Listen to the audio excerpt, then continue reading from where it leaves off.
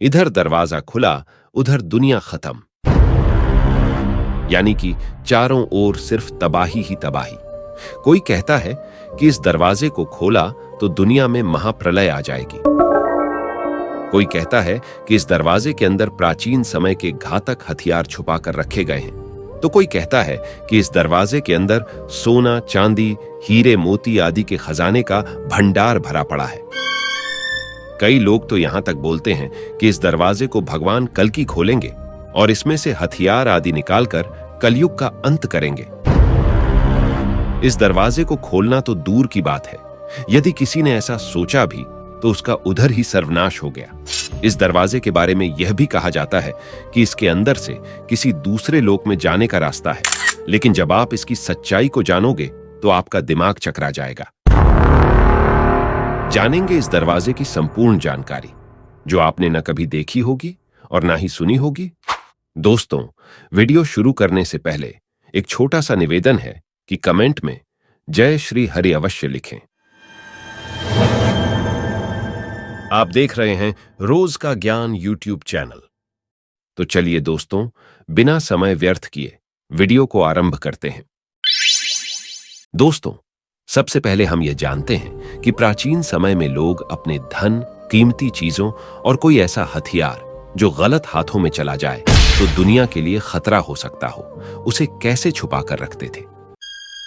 कहते हैं कि महाभारत का 18 दिन चला युद्ध भी अधूरा रह गया था, क्योंकि उसमें बहुत सारे योद्धाओं की युद्ध करने की इच्छा अधूरी रह गई थी। इसलिए महाभारत का ये अधूरा युद्ध कलयुग में कली युद्ध या कहें कि तृतीय विश्व युद्ध के रूप में पूरा होगा। महाभारत के बहुत से योद्धाओं ने भी अपने अस्त्र शस्त्र कहीं गुप्त स्थानों पर छुपा कर रखे हैं। माना तो यह भी जाता है कि भगवान श्री कृष्ण ने भी अपने सुदर्शन चक्र को किसी गुप्त स्थान पर छुपा कर रखा हुआ है। जब किसी कीमती वस्तु को छुपाया जाता था तो उसे एक विशेष मंत्र के द्वारा बांधकर नाग या भूतों की चौकी लगाई जाती थी। इसी तरह खजाना छुपाने की परंपरा भी भारत में प्राचीन काल से ही रही है।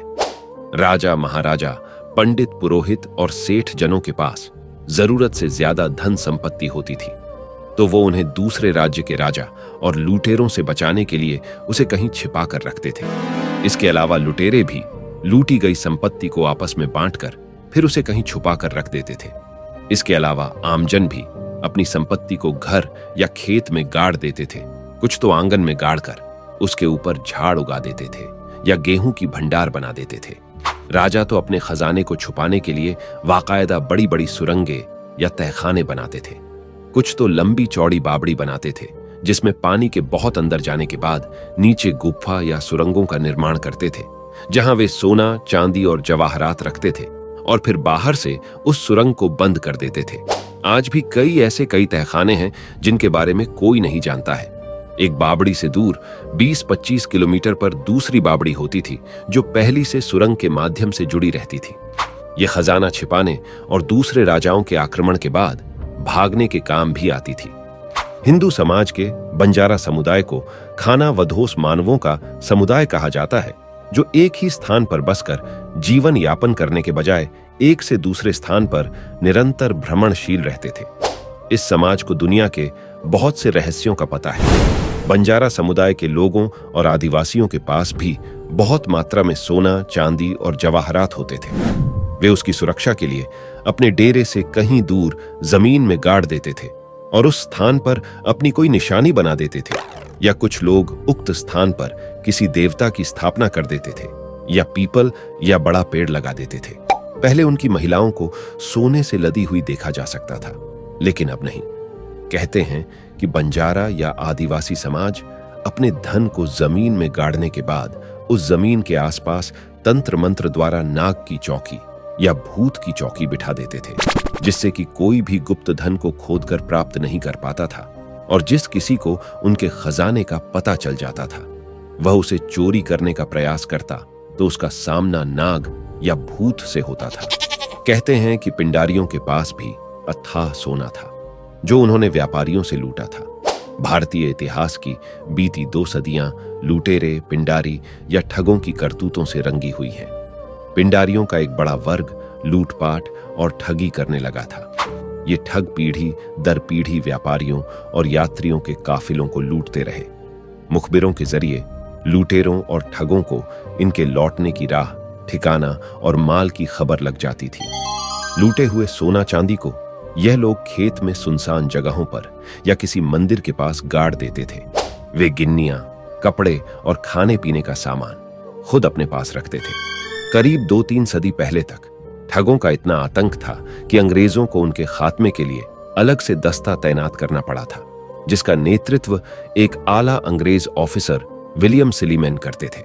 इतिहास में सिलीमैन का नाम इसलिए हमेशा याद रखा जाएगा क्योंकि उन्होंने समूचे मध्य उत्तर भारत को इन लुटेरों और ठगों के जाल से मुक्ति दिलाई थी। 17वीं सदी के उत्तरार्ध से लेकर 18वीं सदी तक इनका आतंक रहा। खासकर वॉरेन हेस्टिंग को इनका अंत करने का श्रेय जाता है। अब यहां सवाल यह उठता है कि प्राचीन काल में इतना सोना कहां से आया, जबकि प्राचीन काल में खनन किए जाने का कोई उल्लेख नहीं मिलता है। कहते हैं कि भगवान शंकर ने सोने की लंका बनवाई थी, फिर उस लंका के विध्वंस के बाद उसका सोना भगवान श्री राम ने देश भर में उठा दिया था। प्राचीन काल के लोगों के शरीर पर 3-4 किलो सोना लदा होना सामान्य बात थी। स्वर्ण मुद्राएं चलती थीं और लोग सोने का मुकुट पहनते थे। मंदिरों में टनों सोना रखा रहता था। सोने के रथ बनाए जाते थे और प्राचीन राजा महाराजा स्वर्ण आभूषणों से लदे रहते थे। आज भी अफ्रीका के जंगलों में लोग सोने और खजानों की खोज में जाते हैं। आज भी धरती के विभिन्न इलाकों में बेशुमार धन और दौलत दबी पड़ी है, जिसे ढूंढने के लिए लोग नामालूम क्या क्या उपाय करते रहते हैं। रातों रात करोड़पति बनने के लिए कुछ लोग इसी रास्तों को अपनाते हैं। ऐसे भी किस्से देखे सुने हैं कि किसी ने पुराना मकान खरीदा और उसे बनवाना शुरू किया। भाग्य कहें या परिश्रम, वह अपने व्यवसाय में अमीर हो गया तो कुछ लोगों ने यह कहना शुरू कर दिया कि खुदाई में उनको खजाना मिला होगा। ऐसे भी किस्से सुनने को मिले हैं कि लोगों को उनके घरों में सोने या चांदी का घड़ा मिला जिसमें गिन्नियां थीं। रहस्यों से भरा ऐसा ही तहखाना पद्मनाभ स्वामी मंदिर के अंदर उपस्थित है। केरल का श्री पद्मनाभ स्वामी मंदिर देश के सबसे अधिक संपत्ति वाले मंदिरों में से एक है, लेकिन सिर्फ संपत्ति की वजह से नहीं बल्कि अपनी रहस्यमय होने की वजह से भी ये मंदिर चर्चा में रहता है। माना जाता है कि यहाँ के गुप्त तहखानों में इतना खजाना छुपा हुआ है कि जिसका कोई अंदाजा भी नहीं लगा सकता। ऐसे ही 6 तहखानों के 6 दरवाजे खोले जा चुके हैं, लेकिन 7वां दरवाजा अभी भी बंद है। यह मंदिर कब बना, इस पर कोई पक्का प्रमाण नहीं मिलता। इतिहासकार डॉक्टर रावी वर्मा के अनुसार मंदिर लगभग 5000 साल पुराना है, जब मानव सभ्यता कलयुग में पहुंची थी। वैसे मंदिर की इमारत के लिहाज से देखें तो माना जाता है कि केरल के तिरुवनंतपुरम में बने। पद्मनाभ स्वामी मंदिर की स्थापना 16वीं सदी में त्रावणकोर के राजाओं ने की थी। इसके बाद से ही यहाँ के राजा इस मंदिर को मानते रहे। साल 1750 में मार्तंड वर्मा ने खुद को पद्मनाभ दास घोषित कर दिया। इसके साथ ही पूरा का पूरा राजघराना मंदिर की सेवा में जुट गया। अब भी शाही घराने के अधीन एक प्राइवेट ट्रस्ट मंदिर की देख रेख कर रहा है। भगवान विष्णु को समर्पित इस मंदिर के बारे में कहा जाता है कि राजाओं ने यहाँ अथाह संपत्ति छुपाकर रखी थी ताकि कोई जरूरत पड़ने पर काम आ जाए। मंदिर में 7 गुप्त तहखाने हैं और हर तहखाने से जुड़ा हुआ है एक दरवाजा। सुप्रीम कोर्ट की निगरानी में एक के बाद एक 6 तहखाने खोले गए। यहां से कुल मिलाकर 1 लाख करोड़ से ज्यादा कीमत के सोने, हीरे के आभूषण मिले जो मंदिर ट्रस्ट के पास रखे गए। लेकिन आखिरी और 7वें दरवाजे के पास पहुंचने पर दरवाजे पर नाग की भव्य आकृति खुदी हुई दिखी। इसके साथ ही दरवाजा खोलने की कोशिश रोक दी गई। माना जाता है कि इस दरवाजे की रक्षा खुद भगवान विष्णु के अवतार नाग कर रहे हैं और इसे खोलना किसी बड़ी आफत को बुलाना होगा।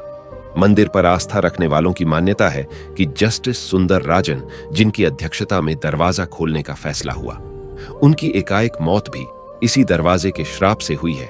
इतिहासकार और सैलानी एमिली हैश ने अपनी किताब Travancore a guide book for visitor में इस दरवाजे से जुड़ा संस्करण लिखा है, जो लिखती हैं कि साल 1931 में इस दरवाजे को खोलने की कोशिश की जा रही थी तो हजारों नागों ने मंदिर के तहखाने को घेर लिया।